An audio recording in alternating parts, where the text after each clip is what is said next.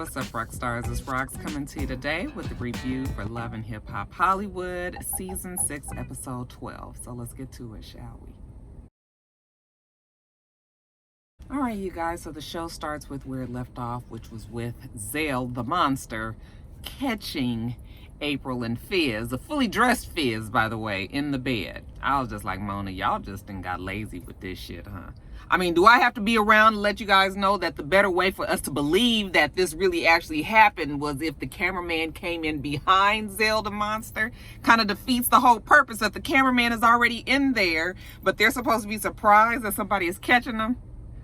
I was just like, y'all just sloppy. You didn't even tell that Fizz's heart wasn't even in it. You know, he didn't even seem, upset, and neither did April, and Zell the monster was laughing the whole time. I was just like, this is some bullshit. Let's get past this scene. Then April gets on her confessional and she flips it on us and says that, yeah, in front of everybody, we gonna say that we're friends. But, behind closed doors, we talking about our relationship. I mean, nobody needs to know that. The only reason why we knowing it is because you guys always talking about it, acting like you're not so bothered, but you bothered at the same fucking time. Do you want us to talk about it or not? Why would you bring it on a reality show if you didn't want us to talk about it? They are just so whack. I mean, I just don't know what else to say about LTFP and April. It's just, all this has been so unnecessary. So whatever, Zell was teasing that he was gonna send it out to the blog. They're all laughing about it. He telling them that they about to leave, they about to get on the bus. Fizz was like, get on the bus, man. I just finished this tour. I just got my $250,000. Why would I be getting on a damn bus? I don't think so. April stays back with her man, and Zell the monster goes off onto the bus with everybody else. Then when they get back to LA, they want us to believe that Ray J, Zell the monster, Paris, Mickey Monday, and Slick would be hanging out together. I said, well, look at this motley crew. Oh, and Booby was in there too. Ray J is telling them about Prinky being mad as usual. The baby just turned 1 year old on Thursday. So I was with him on Thursday, Friday, Saturday. And then on Sunday, I was in Vegas. Wifey is mad at me because I didn't spend Sunday with them too. Okay? And he was like, damn, I went to Disneyland twice. All right, on a bad toe. Okay, his toe was fucked up and everything, and he still, grinned and bared it for his baby. But you can never please that damn princess. Then Paris brings up how April and LTFP continue to lie about their relationship, and how it's so obvious. She puts 20 on 10 and tells us that everybody's feelings is crushed when you continue to lie about it. Why are you guys that worried about it? Like, you already know the bitch is lying. You already know that he's lying. It's just sort of like, so what? Like, is that really affected y'all lives this deeply? You really need to get a life if it is. All right, even Zell the monster was like, yeah, I got pictures of them in the bed together. And Booby was like, I knew it. Booby, you so stupid. It took this moment for you to finally, confirm what it was. April curved you twice. Okay, so it's just sort of like, what? Ray J was all on my side. Whatever they doing, just let them do it. Everybody needs to be happy. Even Ray J couldn't understand why they were so pressed about it. I mean, we can all talk about it, but it ain't affecting, it ain't crushing our lives, like Paris said. Mickey Monday, then he got to start up with the, oh, woe is me, I'm so broke, in front of his rich girlfriend, She just sitting over there smiling the whole time. I think she was actually amused by Ray J. They probably edited a lot of his part out. But, it's just like all over again. He had this man that was handling his money, and doing things for him, I guess being in the studio and trying to put his music out, and then old boy just ghosted him. He ain't been able to reach him, left him with the bills and all of that. I was just like, this is getting so tiresome. He got his daughter depending on him, which he should. He's got his mom and his daddy and his sister depending on him, which he shouldn't. I mean, perfectly grown, able people. So, I mean, why you that... it's just sort of like, oh, God. So then I didn't have much patience for this episode, as you guys will find throughout this video. He's going on, and Ray J was just like, you just got to put the music out, fam. And he was like, oh, yeah, most definitely. Most definitely. Actually, he's about to have a listening party or something. He got some songs that he need to put out. I guess he need to settle that damn studio bill first. Hence the reason why he trying to reach old boy Chris or whatever the guy's name is. Booby come jumping in, you know, I know it's hard at first, but you know, you just gotta stand 10 toes down. I'm so sick of niggas saying that, 10 toes down. I'm just tired of the saying. I'm thinking to myself like, Booby, what do you do? What are you doing that your 10 toes are stuck to the ground that we should all be getting advice from you, besides being Keisha's ex-husband? And you know, I guess he trying to get in the big three. So I didn't have much patience for old Booby either. Mickey said, oh yeah, most definitely, you know, he gonna do what he gotta do, you know, to make it happen. He got the single, he's about to put this music out. Yeah, so that's coming. But you know, he's frustrated about this money situation. So he gonna call, you know, Duck Lip Trish over there to help him sort through this and maybe give him some advice. Now she come on in and she looked totally different. Her lips ain't plumped up. And I said, Duck Lip Trish, girl, look at you look kind of pretty. I thought she looked really nice, and you could tell that she must be in between appointments. Hey, Duck Lip Trish's cousin out there, that's a rock star of mine. You tell her that she was looking good in this episode. I was just like, okay, if she could just stick with this look, this is good. They sit down and he tells her the same sob story, you know, Chris. I guess maybe she was the one that put him in contact with this Chris character. Chris then ran off with his money. You know, he got the studio bills. You know, he was supposed to do this, that, and the other, and now he don't, and people calling him. And like I said, he got perfectly grown people depending on him to pay the bills.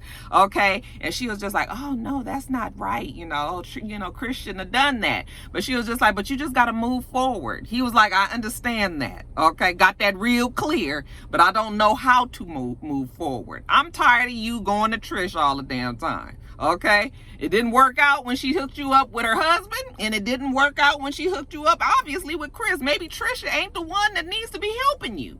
All right, so he's telling her that, and it's like they were on completely two different pages. I mean, it was like she was listening to somebody else talk, because she was just like, you just have to keep going, nigga. He ain't got no money.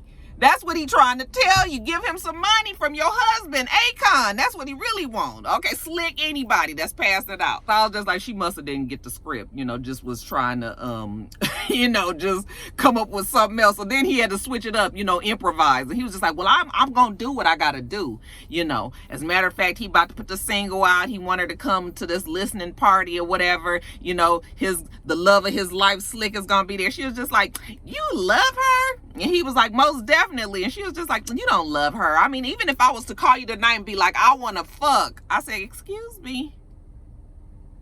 Yeah, maybe I missed something here, but isn't she married to Akon? Why the fuck are you talking about if you called him saying that you wanted to fuck? See, this is something ain't right with this relationship here.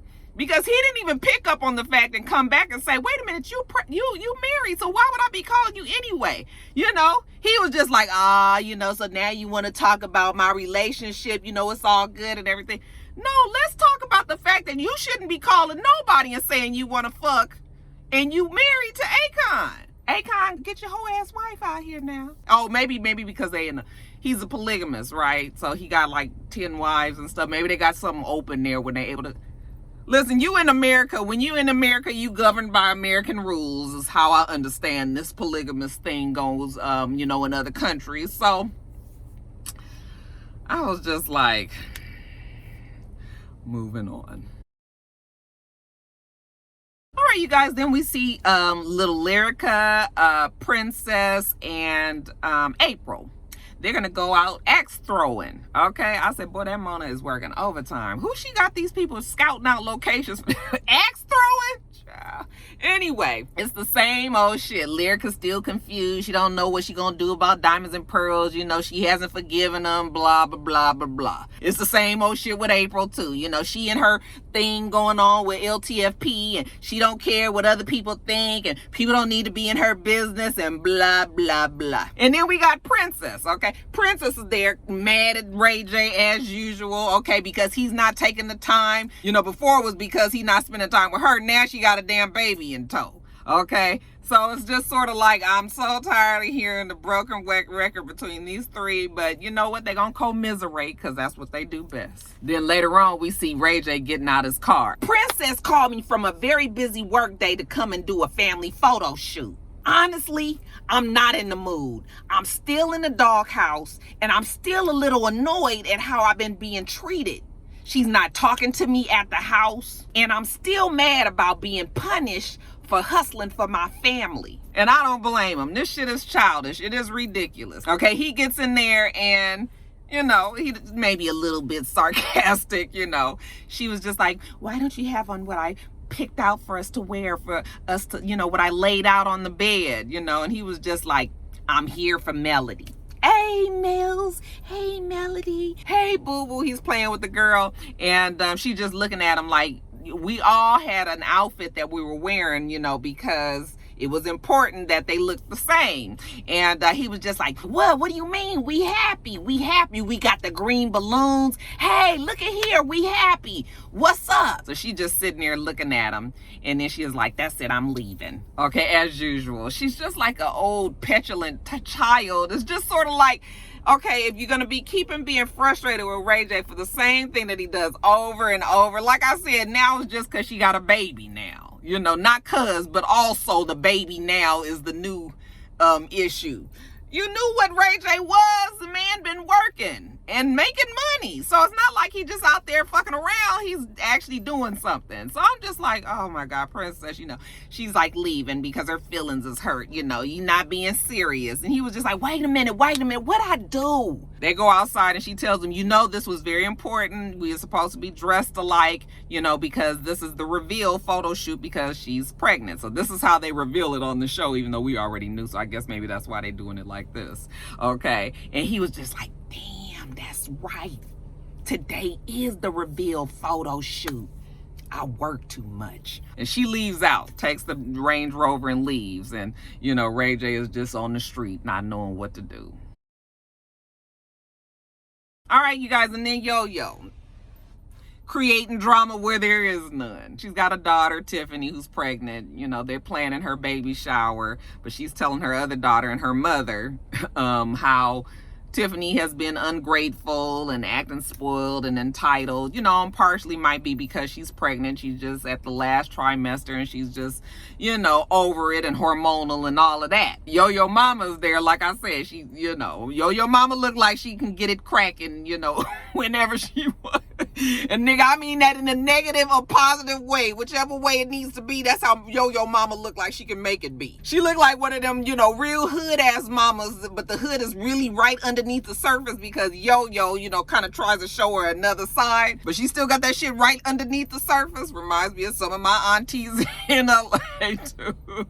Yo-Yo Mama done shook out her 1B613 streak wig while Yo-Yo was sitting up there complaining. Granny was just like, it's your fault because you spoiled her and gave her everything that she wanted. Mama don't see why Yo-Yo don't understand that some of this way that Tiffany acts is because of her. Well, Yo-Yo says, well, be that as it may, after this shower, you know, if Tiffany keeps on acting like this, she gonna be done. And I was just like, oh God, is this the best y'all got, Mona? Now you got Yo-Yo on here acting like, you know, she mad at her family and you know she not. The day of the shower, you know, Yo-Yo gets there and she's all happy. Hey, Tiffany, you know, aren't you happy? Aren't you happy to be here? You know, Tiffany, po thing, can't act either. I want to go inside. You want to go inside? Yeah, I want to go inside. Well, go inside. I was just like, what is... She wouldn't even look at the camera. She was looking all around like she didn't know what to... I said, this is horrible. The best acting out of all of them is that mama. Because mama just want to get inside to the free henny. She was just like, well, let's take the date. It's going to be a baby shower. So what we going to do is put some ice on it. And let's go inside and let's rock it. Okay, we rocking baby showers, child, because the baby shower is at the Game Sports Lounge, and I'm thinking to myself, like, well, I mean, okay, maybe it could be a baby shower there, you know, it's not impossible. But then when you see Apple Watts walk in, and, you know, she gets in her mind that this is some sort of stripper function, you know, and then she breaks out into the splits, and people is throwing money at her. I was like, what the fuck is going on at my baby shower? We doing all this? But honey, Tiffany looked like she was enjoying it too. You know, so, I mean, if Apple want to do the splits and bounce her coochie up against the ground a whole bunch of times, and, you know, if everybody seem to be happy if they like it, I love it. But, you know, it's drinks flowing around. I mean, this is, I guess, what you would call an adult baby shower. This ain't the real cute pastels and everybody sit around and play little games and, you know, all of the, no, this is something totally different. Now, after Apple and her lady bits is all done, you know, she comes and she's standing around talking to Yo-Yo, Ray J, Ray the Gay AA, Apple Watts, you know, she's just talking about, like, I heard you guys all went to Vegas, and, you know, Ray J was like, I was there for business. Okay, he was handling his, you know, and now Princess is mad at him because, you know, he wasn't around for, you know, the family stuff. And she was just like, yeah, that happens. You know, sometimes the family just don't come first. All right. Especially when you're trying to provide for the family, you just got to make sacrifices, yada, yada, yada. So then she says, and Apple, I heard about you, you know, something happening with you fighting. And Apple was just like, yeah, because Zell the monster was all up in the homie Brittany B's face. You know, he was talking about her hair and her body and shit. So she was all pumped up, and Yo-Yo's like, well, what I want to say is, Apple was just like, I should beat his ass, but I want to beat Paris ass though. You know, Yo-Yo was like, no, that's not exactly what I was gonna say, you know. But Apple is so aggressive, you know, she just like, I want to beat that bitch ass, and she threw that Henny and it got on me and all of this. And Yo-Yo was just like, Apple, do you think that I could fight everybody every time something happened, that I would fight them? Apple was like, yes, I don't see what the problem is. You beat their ass when they do something to you. That's kind of how Apple sees it. And Yo-Yo says these young girls nowadays, their attitudes are so bad, you know, and so nasty. But she's not going to give up on Yo-Yo. She's not going to give up on Apple. She's not going to give up on her daughter Tiffany, because they're still growing and learning, okay? And she might even have something coming down the pike for old Apple Watts, okay? She's gonna be there for her girl, so I guess. You want to know another part of the show that had lazy script writing? Was the scene with Blac Chyna and Brittany B. I was just like, did we pull Blac Chyna from like her lines of cocaine? She was high or something. She seemed like she didn't even want to do it, okay?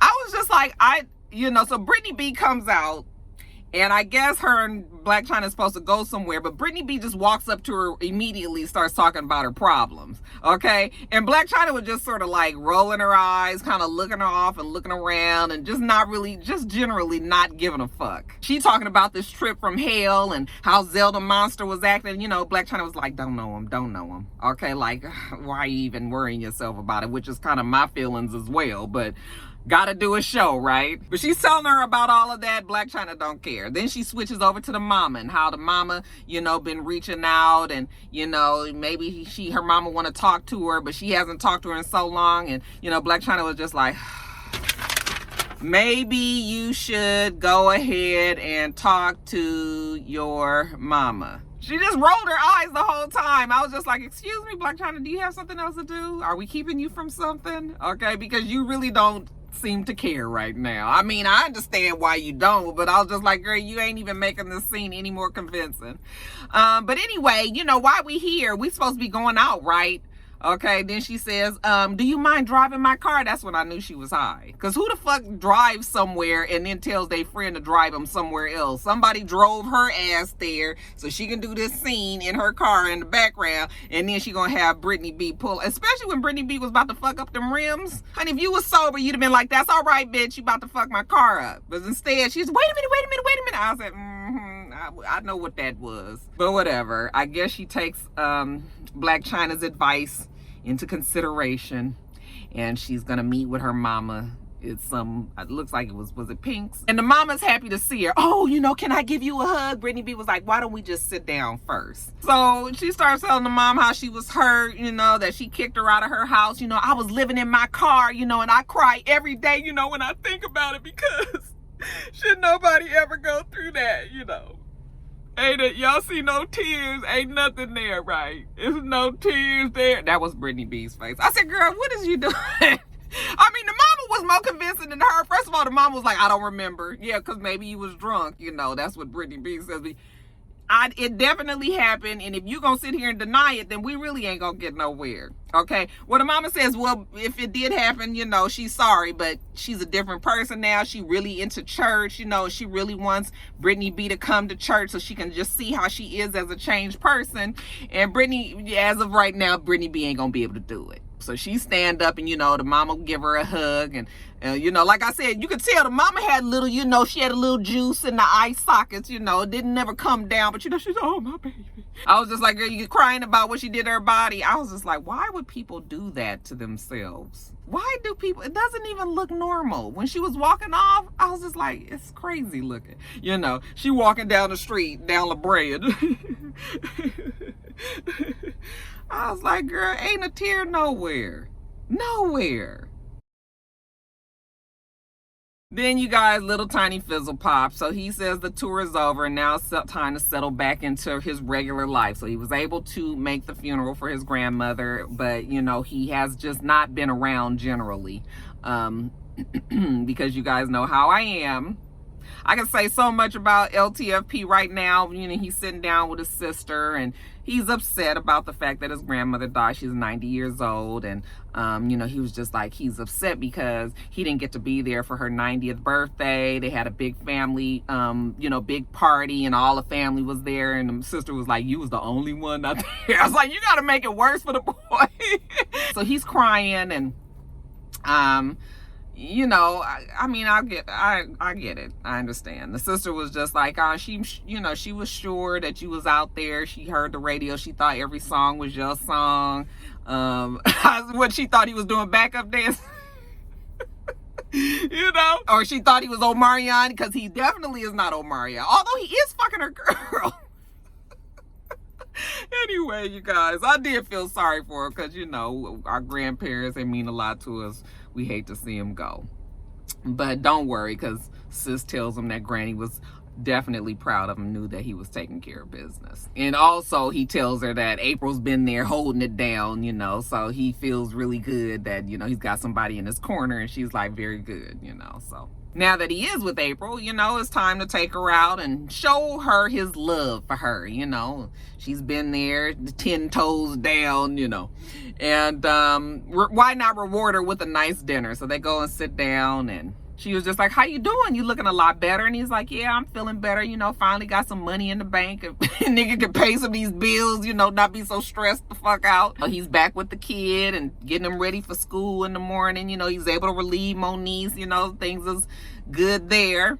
And, but he wanted to talk about them. And Zell taking pictures of them when they was in bed. You know, he said that he don't care, but he just don't understand why people so concerned about their relationship. I said, if you guys fucking say that one more goddamn time, y'all need to put out a song together that's called I Don't Care What People Say, We Gonna Do What We Want to Do. They so damn annoying because, fool, y'all the ones keep bringing this shit to our attention. We don't even give a fuck like that no more. But whatever, you know, they finally come clean, you know, as they're playing footsies under the table and making googly eyes at each other. You know, Fizz was like, he don't care.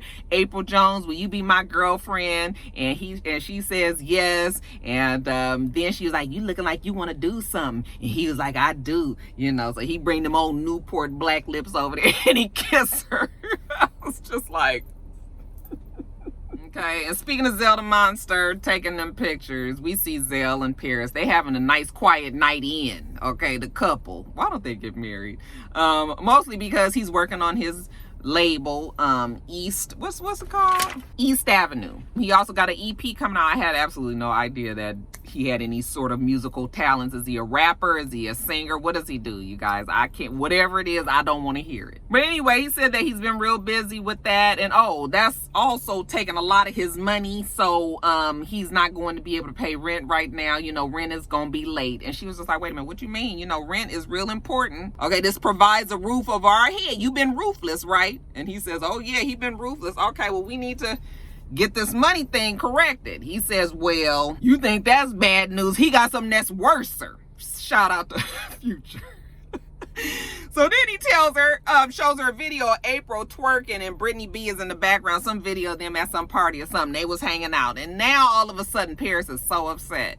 You know what? Fuck her. You know, Zell the Monster says if she not with them or with him, then she against him. So he don't feel nothing about her no more because she knew that he had a problem with Brittany B, and now you want to be out twerking. I said, oh, laws that have been broken here. How dare she? This is so fucking stupid and childish. I was just like, who wrote this scene, Mona? Bitch, you gonna have to do better than this. This is the most stupid. I just was just like, grown people do not do these kind of things. You know, oh, but she gon', you know, I don't care. I got this video of her and Fizz in bed, all in bed. You know, I'm going to sell that to Jason Lee so he can put it on Hollywood Unlocked. Her enemy. I really think that Zell the Monster is like, he stopped progressing at like 10th grade. I think him and Paris, they still, something is wrong with them. Okay, and while they sitting there talking, then we see somebody come walking down the hallway, you know, with a big booty and something, but small. I was like, who is that? And it turns out to be Teairra Marie. At first, I didn't even recognize her, and I was just like, girl, you're not coming back on this show, are you? Your life is falling apart, Mona. Y'all shouldn't even be bringing this girl on there. She don't benefit nothing from this show. This show has been her downfall, if anything. So I just, you know, I wasn't happy to see her. All right, you guys, that's it. Let me get off of here. Make sure that you rate, comment, and subscribe to the channel. I'm itsrox. The channel is for itsrox. Everything else I do will be in the bottom bar. All right. So I hope that you have a wonderful, wonderful rest of your day, and I plan on doing the same. Till next time, rock stars. Bye.